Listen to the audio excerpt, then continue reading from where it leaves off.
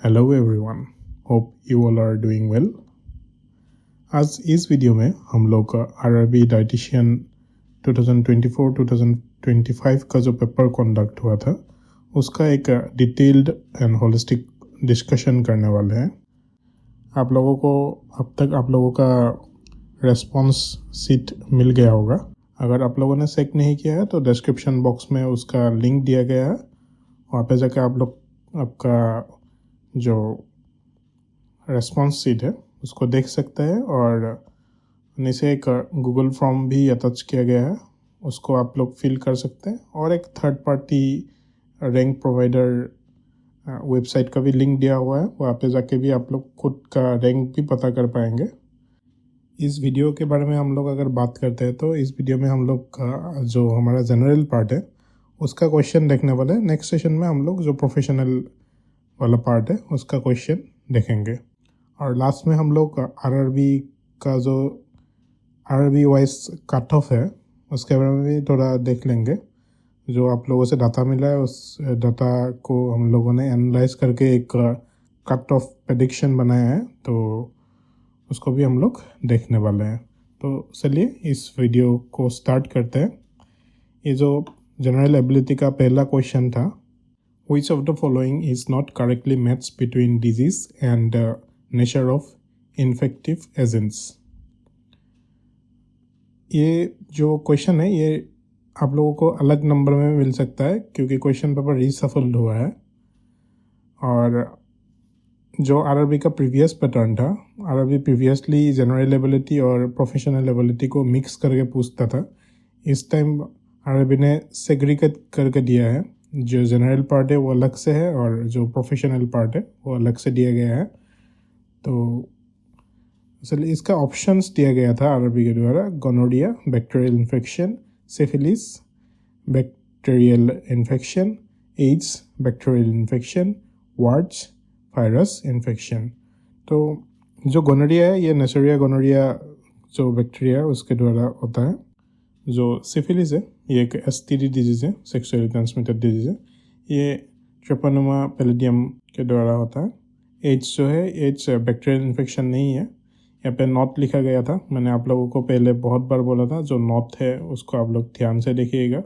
Ads जो है ये बैक्टीरियल इन्फेक्शन नहीं है, एक वायरल इन्फेक्शन है, ये ह्यूमन इम्यूनोवायरस की वजह से होता है। और बाकी जो वार्ड्स है ये वायरल इन्फेक्शन है, ये ह्यूमन पेपिलोमा वायरस की वजह से होता है।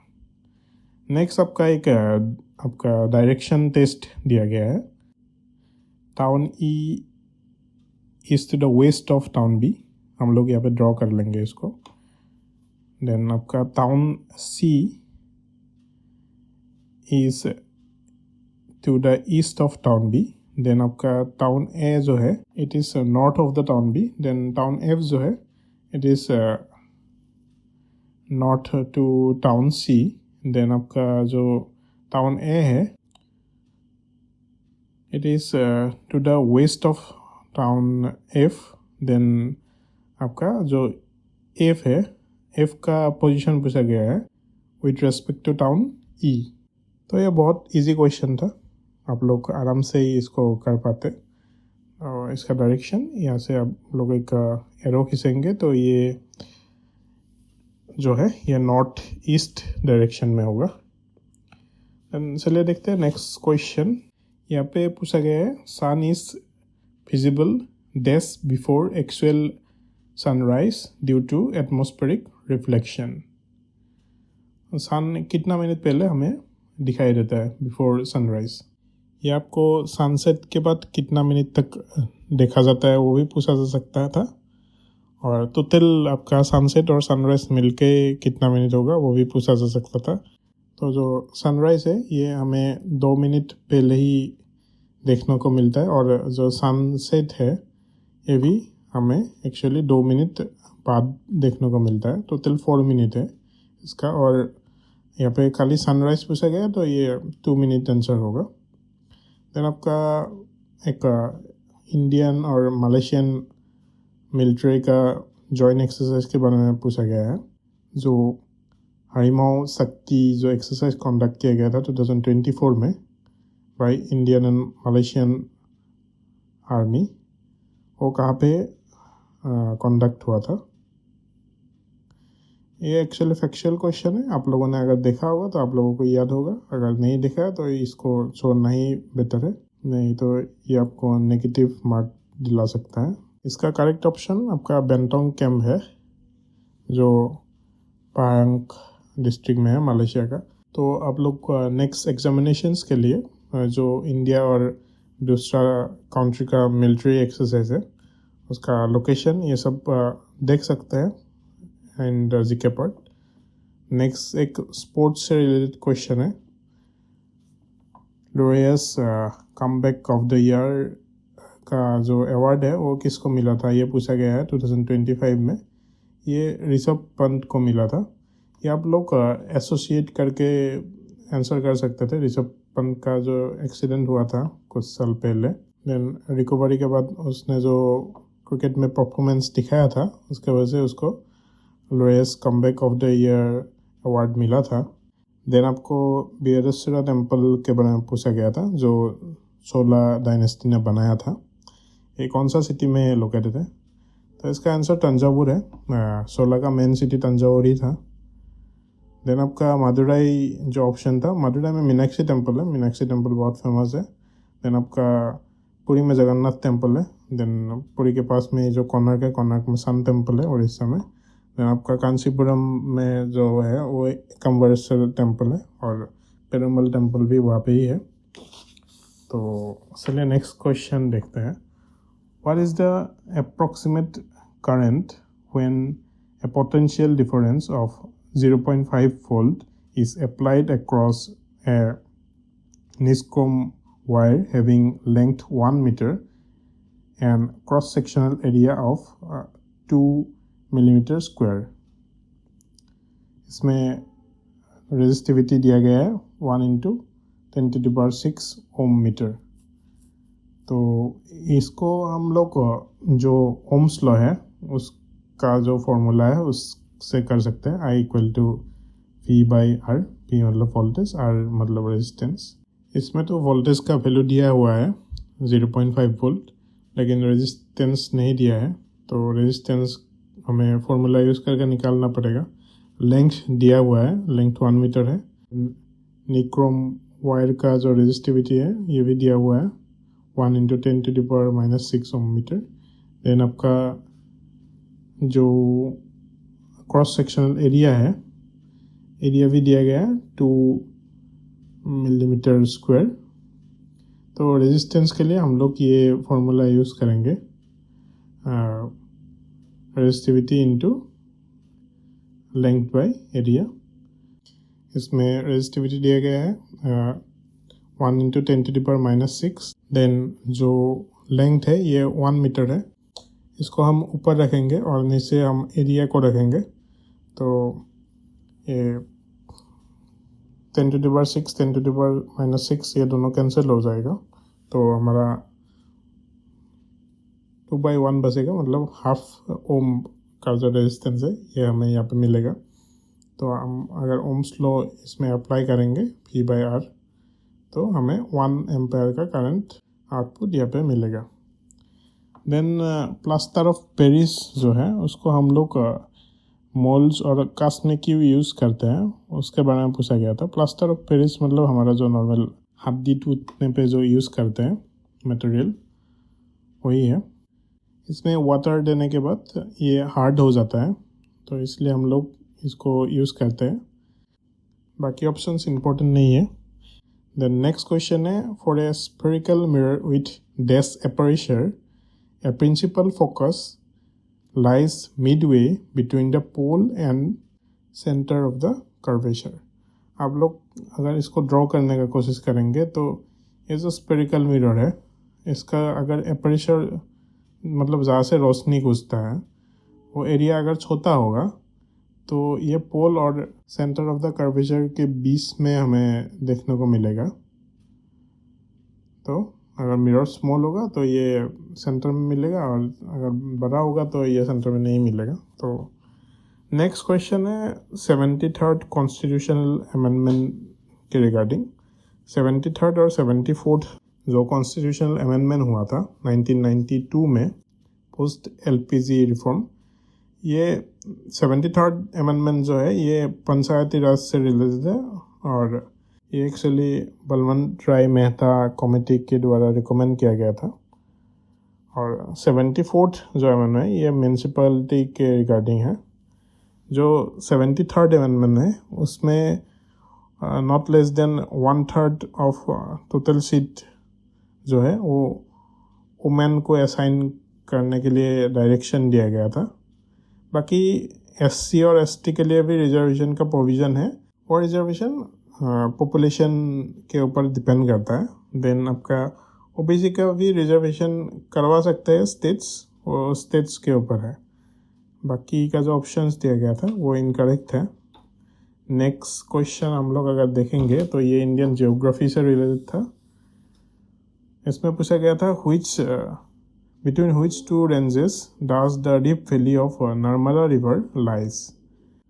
नर्मदा रिवर एक्चुअली विंध्यास और सतपुड़ा के बीच में है। अब अगर मैप में इसको लोकेट करने का कोशिश करेंगे तो ये आपको विंध्यास और सतपुड़ा के बीच में मिलेगा। वेस्टर्न घाट और ईस्टर्न घाट के बीच में वेस्टर्न घाट से बहुत सारा रिवर ओरिजिनेट होता है, जैसे गोदावरी, कृष्णा, कावेरी, ये सब। बाकी अरावली और नीलगिरी, अरावली कहाँ पे है और नीलगिरी कहाँ पे है इसका तो कोई लिंक ही नहीं है। देन पीर पंजल और महाभारत जो रेंज है ये हिमालय का रेंज है। पीर पंजल आपको जम्मू कश्मीर में मिलेगा और महाभारत यहाँ पे नेपाल के साइड में मिलेगा, तो इसमें भी कुछ लिंक नहीं है। देन ये कॉमन सेंस का क्वेश्चन पूछा गया है, which of the following movement takes place without thinking about it. तो pulling hands back from the flame यही होगा। देन ये मैथ्स का क्वेश्चन है डिविजिबिलिटी रूल से रिलेटेड। ये क्वेश्चन इजी था, आप लोगों को अगर पता होता 4 का डिविजिबिलिटी रूल तो ये बहुत इजीली कर पाते आप लोग। 4 का डिविजिबिलिटी रूल में क्या आता है, जो लास्ट 2 डिजिट है वो 4 से डिवाइड होना चाहिए। 8 का डिविजिबिलिटी रूल में लास्ट 3 डिजिट आपका 8 से डिवाइड होना चाहिए। इसमें तो लास्ट 2 डिजिट 16 दिया गया है, तो 16 तो आराम से 4 से डिवाइड होता ही है। तो ए का वैल्यू कुछ भी हो जाए, ये जो नंबर है ये 4 से डिवाइड होगा ही होगा। तो जो भी यहाँ पे मैक्सिमम नंबर दिया गया है यहाँ पे 9 है, जो 9 से अगर हम लोग ए को रिप्लेस करेंगे तो ये 4 से डिवाइड हो जाएगा। यहाँ पे जो भी नंबर दिया गया है सबसे डिवाइड हो जाएगा, लेकिन ये मैक्सिमम पूछा गया है तो हम लोग इसको 9 को सिलेक्ट करेंगे। बाकी यहाँ पे नेक्स्ट क्वेश्चन एक स्कीम से रिलेटेड है, जो पूछा गया आपका which scheme specifically designed to reduce rural poverty and guarantee wage employment in India। guarantee wage employment India में खाली MG नरेगा ही देता है, तो यही करेक्ट ऑप्शन होगा। स्किल इंडिया जो ऑप्शन है, स्किल इंडिया तो स्किल प्रोवाइड करने के लिए, make in India manufacturing sector को बूस्ट देने के लिए, और जो स्टार्टअप इंडिया है ये स्टार्टअप कल्चर को प्रमोट करने के लिए है। देन जो एक जनरल साइंस से रिलेटेड क्वेश्चन था, which of the following organisms break down biodegradable substances. तो बैक्टीरिया और फंगी इसका करेक्ट ऑप्शन होगा। बैक्टीरिया और ग्रीन प्लांट नाइट्रोजन को ज़रूर फिक्सेशन करता है, लेकिन ये बायोडिग्रेडेबल सब्सटेंस है उसको डायरेक्टली कुछ कर नहीं पाता है। देन फंगी और green plant, then chordates and green plant, ये लिंक नहीं है इससे कुछ, तो करेक्ट ऑप्शन 4 ही होगा। देन एक स्टेटमेंट बेस्ड क्वेश्चन दिया गया है मिक्सर और कंपाउंड से रिलेटेड। इसमें 1 नंबर स्टेटमेंट दिया गया है, the component of a mixture retain its individual properties whereas the component of compound do not. ये करेक्ट है। मिक्सर जो है ये, इसमें जो 2 पार्टिकल हम लोग मिलाते हैं उसका इंडिविजुअल प्रॉपर्टीज रह जाता है, लेकिन एक अगर कंपाउंड हम लेते हैं और कंपाउंड में हम लोग 2 जो कंपोनेंट है उसका अगर ट्रेस हम ढूंढते हैं तो वो नहीं मिलेगा, क्योंकि कंपाउंड में जो दोनों मटेरियल है उसका केमिकल या फिर फिजिकल लिंकेज हो जाता है। देन आपका ऑप्शन 2 स्टेटमेंट 2 दिया गया था, a compound has fix composition but a mixture can have variable proportion to its component. ये भी करेक्ट है। जो कंपाउंड है इसमें हमें फिक्स कंपोजिशन मिलता है और मिक्सर में हम लोग प्रोपोर्शन को कमा और बढ़ा सकते हैं। देन 3 नंबर ऑप्शन में दिया गया, mixer can only be separated by chemical method while compounds can be separated by physical method। नहीं, ये भी गलत है, इसको उल्टा कर दिया है। मिक्सर जो है ये हम फिजिकल मेथड केमिकल मेथड सबसे कर सकते हैं और जो कंपाउंड है ये खाली हम लोग केमिकल मेथड से ही आपका जो सेपरेट कर पाएंगे। तो ऑप्शन ए करेक्ट ऑप्शन होगा। देन एक प्रॉफिट लॉस से रिलेटेड क्वेश्चन पूछा था, इसमें दिया गया है, a manufacturer sells a product to a wholesaler at a profit of 25%। तो हम लोग यहाँ पर लिख लेते हैं 25% जो है होलसेलर का प्रॉफिट है, सॉरी मैन्युफैक्चरर का प्रॉफिट है 25%। देन आपका होलसेलर जो है होलसेलर रिटेलर को 28% का प्रॉफिट में बेचता है। देन जो रिटेलर जो है ये कस्टमर को 25% प्रॉफिट में बेचता है। तो हम लोग इसको ये जो इजी फार्मूला क्या बोलेंगे इसको, ये हम लोग इजीली ऐसे सॉल्व कर पाते हैं इसको, क्योंकि हमें रिवर्स कैलकुलेट करना है। तो ये जो बड़ा वाला फिगर है ये नीचे जाएगा। 25% मतलब ये कॉस्ट प्राइस का 125 जो है वैल्यू वो उतना बड़ा है परसेंट को अगर हम लोग ये करेंगे तो। देन आपका जो इसमें 128 और इसमें 125 है, इसको हम लोग काटापीटी करेंगे तो ये 4 बार जाएगा, ये 5 बार, देन ये 4 बार 5 बार। देन आपका जो 100 है इसको हम 5 से काटेंगे, देन 4 से काटेंगे, ये ऑटोमेटिकली पूरा चला गया। वैसे नीचे आपका 128 को 4 से डिवाइड करेंगे, ये 32 होगा। देन आपको 4 जो है ये देन अगेन 32 को हम लोग काटेंगे तो 8 बचेगा, 2 बचेगा 8 को अगर काट दिया तो। देन आपका टोटल नीचे बच गया 2, ऊपर बच गया 122। तो हम लोग आधा कर देंगे इसको, 61 करेक्ट ऑप्शन होगा। देन क्वेश्चन पूछा गया था regarding the DPSP and fundamental right. इसका एक डॉक्ट्रिन भी है जो सुप्रीम कोर्ट ने रिलीज किया था। जो ये DPSP है, DPSP एक्चुअली डायरेक्शन है जो गवर्नमेंट या फिर जो स्टेट है, स्टेट मतलब हमारा ये जियोग्राफिकल जो स्टेट है उसको नहीं समझा रहा है, ये पॉलिटिकल स्टेट को समझा रहा है। मतलब जो हम लोग राष्ट्र बोलते हैं ना उसको स्टेट बोलते हैं इन पॉलिटिकल साइंस। देन आपका ये जो DPSP है ये सोशियो इकोनॉमिक जस्टिस को डिलीवर करता है और जो फंडामेंटल राइट है ये पॉलिटिकल जस्टिस को डिलीवर करता है। और इसमें एक्चुअली ऐसा लिखा हुआ है DPSP में, ऐसा जो आर्टिकल है इसमें जनरली स्टेट को ये करना है वो करना है ऐसा करके लिखा हुआ है। ये पॉजिटिव नेचर का है और ये जस्टिशिएबल नहीं होता है। ये हम लोग ऐसा गवर्नमेंट को अकाउंटेबल नहीं कर पाएंगे अगर गवर्नमेंट एक काम DPSP में मेंशन हुआ एक काम नहीं करता है तो। Due to financial constraints government ऐसा काम कभी कभी नहीं कर पाता है, फाइनेंशियल और सोशल कॉन्स्ट्रेंट की वजह से। बाकी जो फंडामेंटल राइट है ये नेगेटिव टाइप का होता है, जैसे आपका गवर्नमेंट को ये नहीं करना है, गवर्नमेंट को वो नहीं करना है, स्टेट को वो करना है नहीं करना है, ऐसा नेगेटिव टाइप का है। और ये जस्टिसेबल है। ये आपका आर्टिकल 32 के अंदर सुप्रीम कोर्ट में कोई भी जाके ये रिट या फिर कुछ ऐसा इशू कर सकते हैं, तो ये जस्टिसेबल होता है। और ये बोथ DPSP और फंडामेंटल राइट है, ये दोनों इंडिपेंडेंट पिलर है और जो फंडामेंटल राइट है ये लीगली हम लोग एनफोर्स करवा सकते हैं, डीपीएसपी को हम लोग लीगली एनफोर्स नहीं करवा सकते हैं। तो नेक्स्ट क्वेश्चन में अगर हम देखेंगे तो नेक्स्ट क्वेश्चन इजी था। बैक्टीरिया किसको आपका ब्रोकन डाउन नहीं कर सकता है, प्लास्टिक होगा करेक्ट ऑप्शन। देन आपका ये करंट अफेयर्स से रिलेटेड क्वेश्चन पूछा गया था, तो जो दिल्ली का रिसेंट इलेक्शन हुआ था उसमें कौन जीता था, कौन पार्टी, तो बीजेपी जीता था, ये तो पता ही होगा। देन ये क्वेश्चन भी इजी है मैथ्स का, इसमें खाली हमें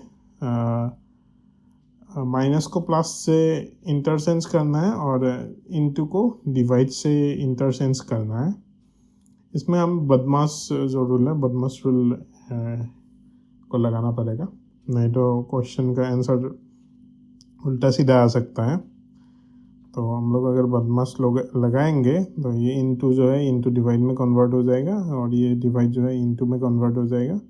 ये माइनस जो है ये प्लस में और ये जो प्लस है इसको माइनस में कन्वर्ट करना पड़ेगा। पहले हमें बदमाश का ब्रैकेट और ऑर्डर तो नहीं है, इसमें डिवीजन ही है, तो डिवीजन का काम करेंगे। तो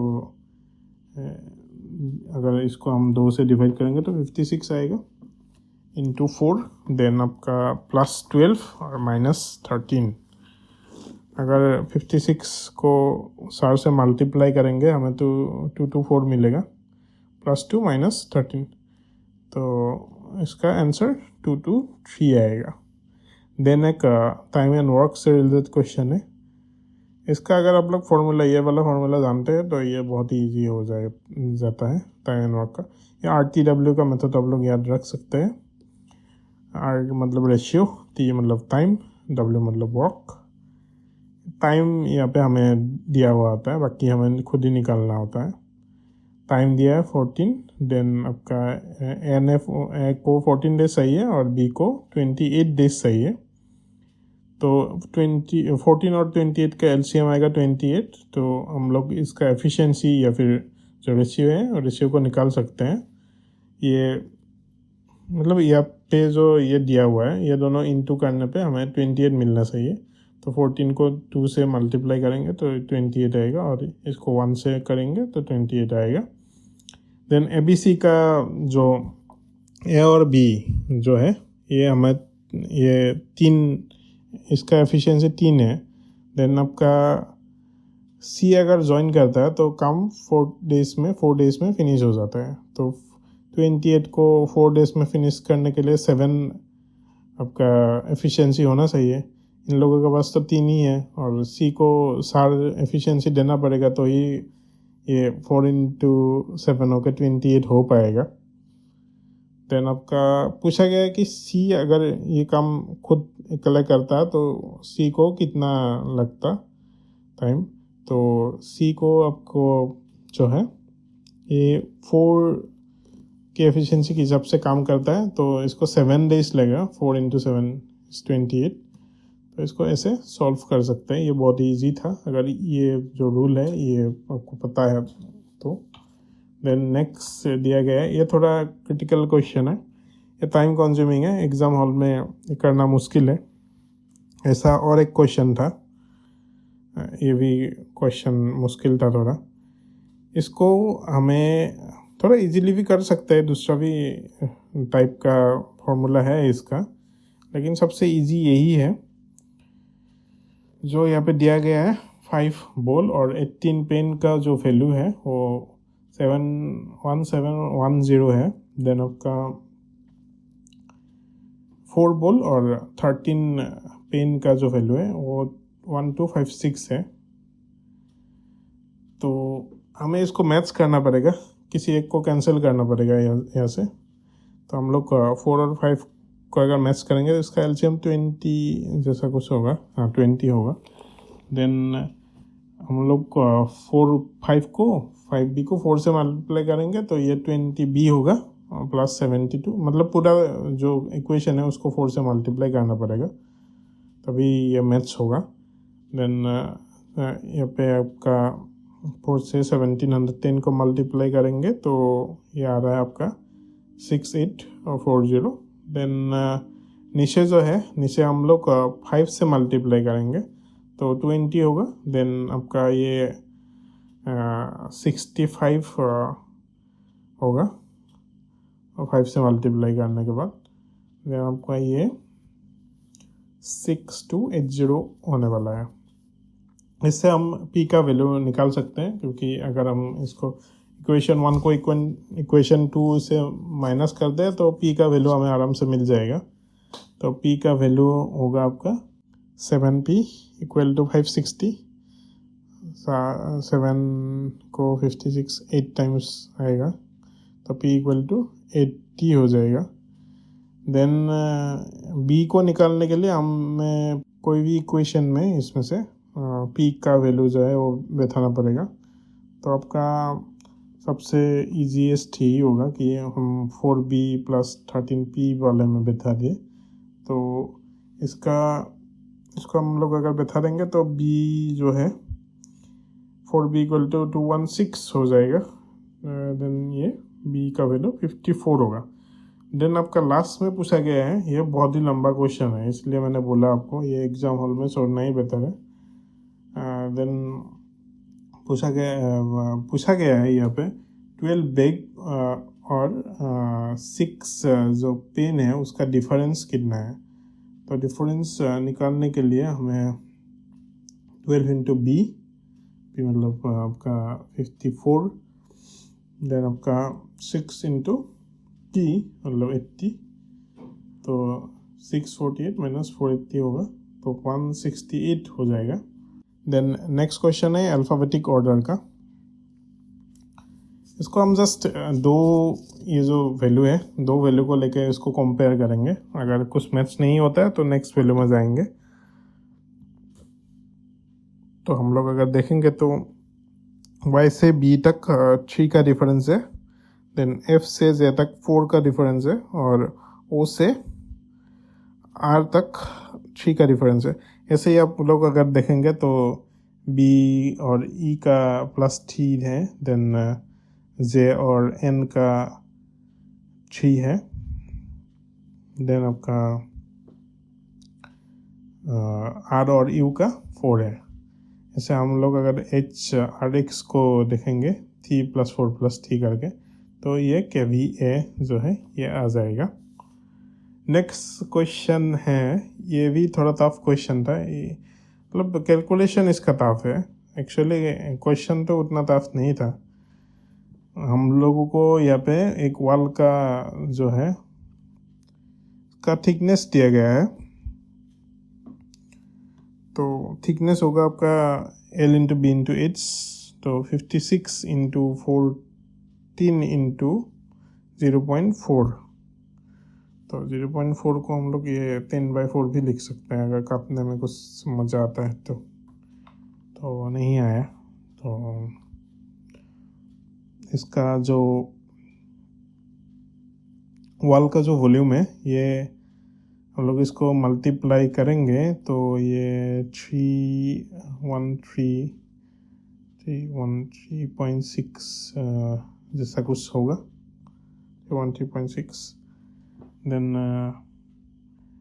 इसका भी हमें 90% ही सही है, 10% हमें नहीं सही है। तो 313 इंटू 100/90 आपका ये 258.24 मीटर स्क्वायर हमें मिलेगा।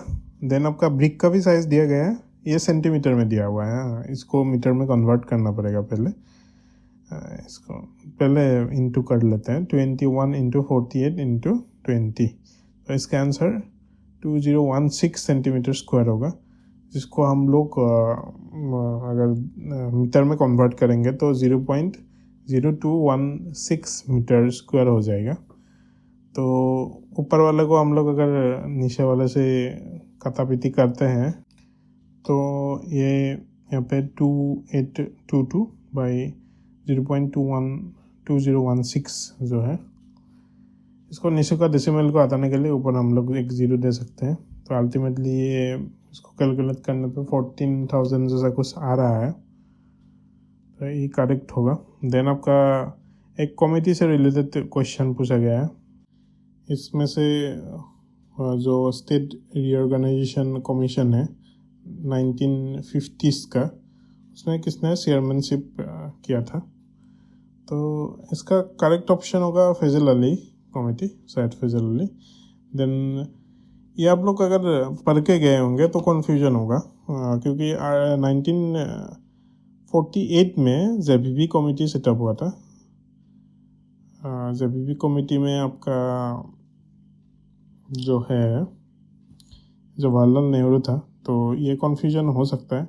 लेकिन यहाँ पे अर्ली 1950s दिया है, तो फैजल अली कमेटी होगा। फैजल अली कमेटी जो है ये 1953 में सेटअप हुआ था। इस कमेटी ने लैंग्विस्टिक बेसिस पे जो स्टेट है उसको रिकॉग्निशन देने के बारे में ये बोला था। तो चलिए नेक्स्ट क्वेश्चन देखते हैं। ये भी एक अल्फाबेटिकल ऑर्डर वाला क्वेश्चन है। ये भी बहुत इजी था। इसको हम लोग अगर 5 करके कैलकुलेट प्लस कर जाएंगे, खाली एस से 5 प्लस करेंगे तो एक्स होगा, ओ से 5 प्लस करेंगे तो बी होगा, सॉरी टी होगा। देन डब्ल्यू से +5 करेंगे तो हम लोग यहाँ बी मिलेगा। तो +5 अगर कर देते हैं तो MIQ 85 आपको रिजल्ट मिल जाएगा। ये नंबर जो पीछे दिया है, अगर ऐसे 2 ऑप्शन मैच करता तो हम लोग उसको देखते, लेकिन अभी तो उसका कुछ ज़रूरत नहीं है। तो इसका ऑप्शन H से 5 प्लस करने पे M आएगा, देन D से 5 प्लस I आएगा, देन L से 5 प्लस करेंगे तो Q आएगा। ओके 85 तो सॉरी दीजिए हो जाएगा। देन AC और रेफ्रिजरेटर से क्या एयर पोल्यूशन होता है। AC और रेफ्रिजरेटर में हम लोग एक्चुअली क्लोरोफ्लोरोकार्बन और हाइड्रोक्लोरोफ्लोरोकार्बन यूज़ करते हैं, जो मॉन्ट्रियल प्रोटोकॉल में CFCs का कम्प्लीटली बैन कर दिया गया था। HFCs अभी भी चल रहा है, लेकिन ये बहुत ही highly potent global warming gas है। देन इसमें कौन सा चीज़ जो है ये सेम क्लास को बिलोंग नहीं करता है, वो पूछा गया है। Ethanol, propanol, methanol, ethanoic acid. इसका करेक्ट इथेनोइक एसिड होगा। ये भी इजी क्वेश्चन था।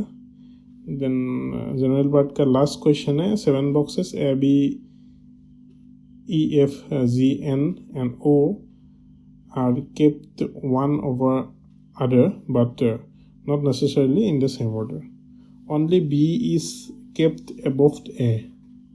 जो B है वही खाली A के ऊपर आ सकता है। ओके देन जो E है, E is kept between A and F. Only G is kept below O. तो हमें क्वेश्चन पूछा गया है N और G के बीच में कितना जो बॉक्सेस हैं वो होगा। तो हम लोग इसको अगर कैलकुलेट करते हैं तो जो एक है O है वही हमें मिलेगा। देन जनरल पार्ट हमारा अभी ख़त्म हो गया है। नेक्स्ट सेशन में हम लोग जो आपका प्रोफेशनल एबिलिटी वाला पार्ट है उसका भी क्वेश्चन देखेंगे RRB का।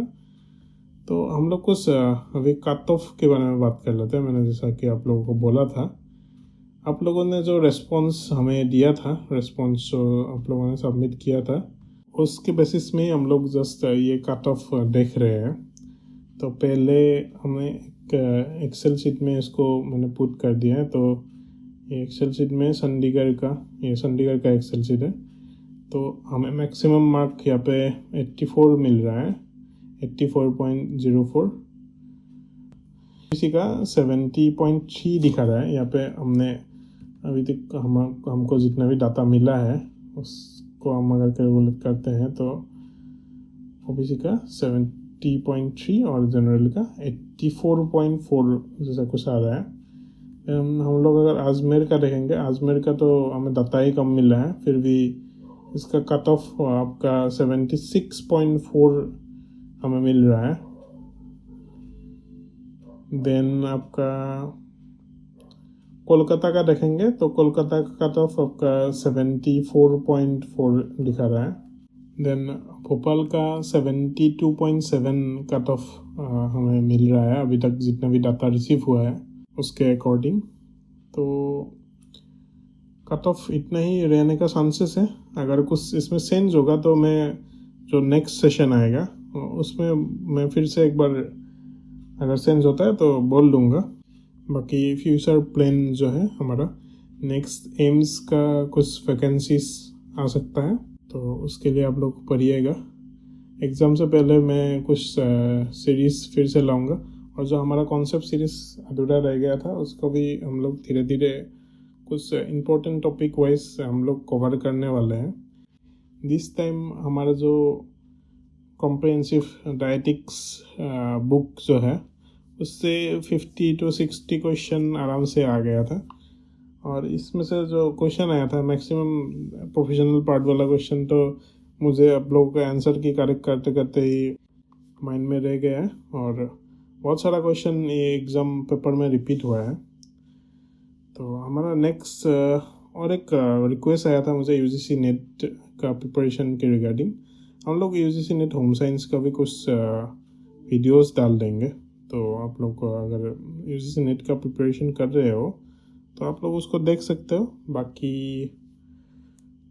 ये जो गूगल फॉर्म नीचे दिया हुआ है उसको फिलअप करना ना भूलिएगा, और करेक्टली फिलअप करिएगा। अगर आप लोग उल्टा सीधा इन्फॉर्मेशन दे देते हैं तो आपका ही लॉस है। ये जो कट ऑफ प्रेडिक्शन है वो गलत चलत आ जाएगा, तो उसको आप लोग केयरफुली रेस्पॉन्स करिएगा।